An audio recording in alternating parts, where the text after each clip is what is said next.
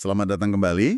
Hari ini kita langsung bahas topik yang fundamental ya, kecerdasan manusia.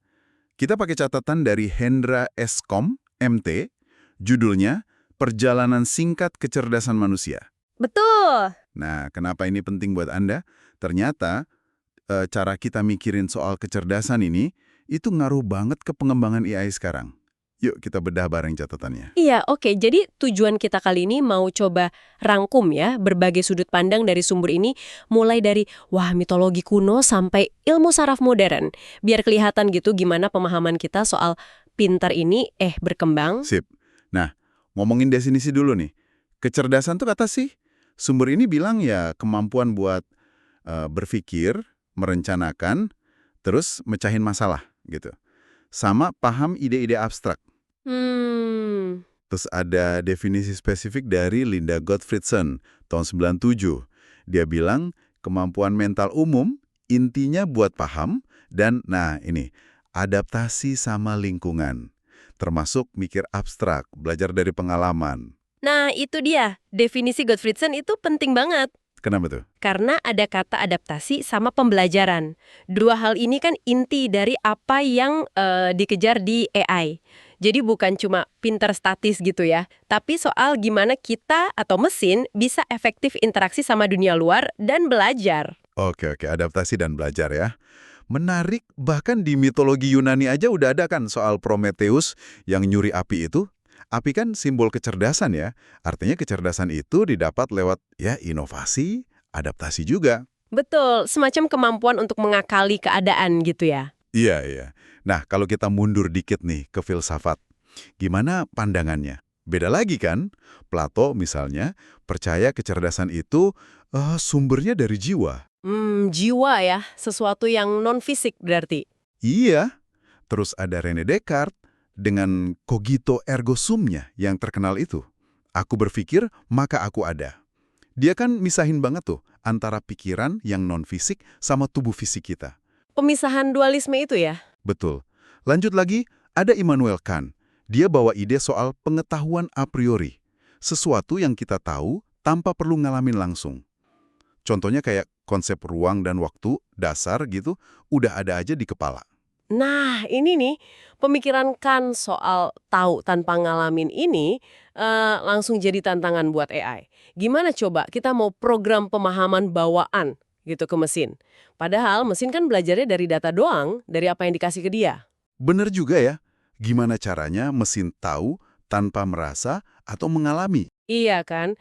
Ini pertanyaan mendasar banget. Kecerdasan itu murni proses komputasi fisik di otak aja atau ada dimensi lain? Pertanyaan filosofis kayak gini tuh masih relevan banget loh di debat AI sekarang. Rumit ya jadinya. Oke. Nah, dari filsafat yang agak abstrak tadi, kita geser ke pendekatan ilmiah deh, yang coba lebih membedah kecerdasan secara terukur, psikologi misalnya. Psikologi ya? Gimana tuh pendekatannya? Mereka coba ukur lewat aspek kognitif, kayak kemampuan verbal, memori kerja kita seberapa bagus, seberapa cepat kita proses informasi. Sumber ini nyebut contoh tes WISE-EV. Itu kan ada tugas-tugas kayak cari pola, jelasin konsep gitu-gitu. Ah, iya. Tes IQ dan sejenisnya itu ya yang coba mengkuantifikasi aspek-aspek tertentu. Betul. Terus ada lagi ilmu kognitif. Ini ngelihat pikiran kita kayak, semacam sistem pengolah informasi. Kayak komputer gitu ya, tapi versi biologis. Ya, bisa dibilang gitu. Jadi bidang ini pelajarin gimana kita terima input dari indera, terus diproses, disimpan di memori, lalu hasilin respon atau keputusan.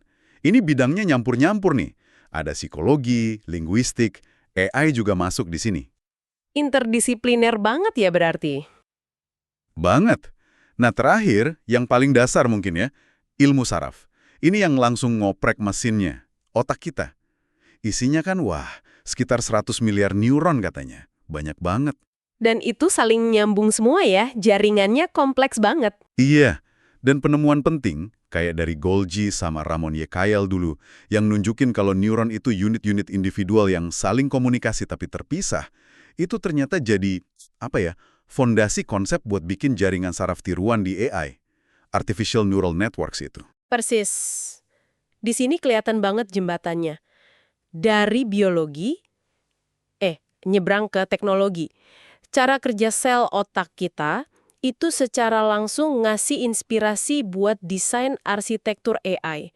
Nah, buat Anda nih, ini nunjukin gimana pemahaman soal cara kerja pikiran Anda sendiri itu ya dibangun dari banyak bidang ilmu.